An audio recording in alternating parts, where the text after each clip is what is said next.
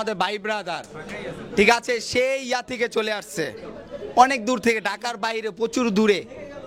হ্যাঁ, এই লোকটা সবার থেকে একটু ডিফারেন্ট, মন মানসিকতা সবার থেকে আলাদা, কিন্তু সে আমাদের মতো 8-5টা মানুষের থেকে একটা পিছিয়ে আছে।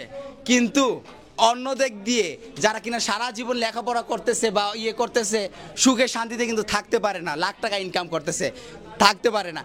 একটা লোক আছে যে কিনা আমি একবারই মেসেজ দিছি যে নাসিম আমার একটা সেলুন হচ্ছে, তুমি কি আসবা?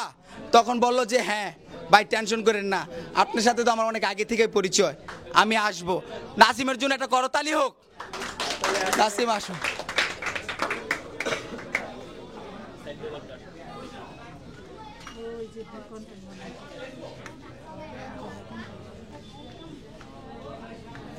এই সেই নাসিম যে কিনা সে সবার থেকে আলাদা হলেও কি হয়েছে, আমাদের থেকে এক ধাপ পিছিয়ে হলে কি হয়েছে, সে কিন্তু একজন সফল কন্টেন্ট ক্রিয়েটর, যার মন মানসিকতার মধ্যে একটু অহংকার নেই। এই সেই নাসিম। একটা মেসেজ দিছিলাম ভাই, এখন তুমি বলো জি, এখানে এসে কেমন লাগতেছে? মাঝখানে দাঁড়াও। এখানে এসে মানে কতটা ভালো লাগতেছে সেটা আমি বোঝাতে পারবো না, কিন্তু অনেক অনেক অনেক অনেক বেশি ভালো লাগতেছে। আর তার সাথে মানে লাইফে মানে ফার্স্ট টাইম আমি এইরকম কোন একটা অনুষ্ঠানে আসছি।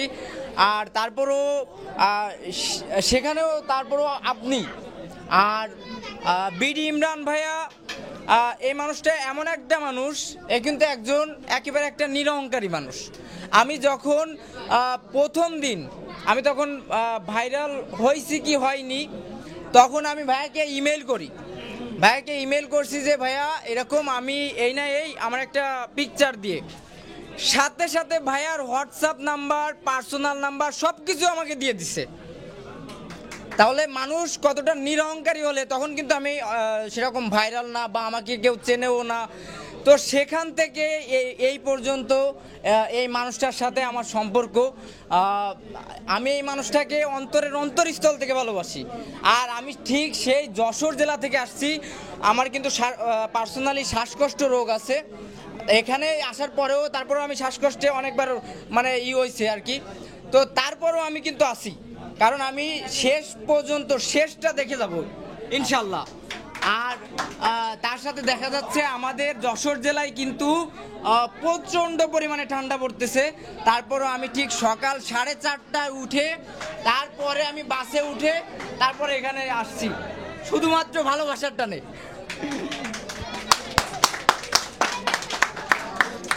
তো ভিউয়ার্স, ছেলেদের ক্রাশকে জানতে পারি? হ্যাঁ, মেহেদি তো আছেই। প্রতিটা ছেলে ওই মেয়েটার ছবি দেখে ঘুমায়, প্রতিটা ছেলে ভাবে যে ও যদি আমার কপালে থাকতো আমি অল্প বয়সে কোটিপতি হয়ে যেতাম। হ্যাঁ, প্রতিটা ছেলে হ্যাঁ এমন একটা মানুষের কপালে ঘষা দিতে চায় যে বলে যে তোর মতো একটা এরকম আমার গার্লফ্রেন্ড জুটুক কপালে, তাই না? আর সে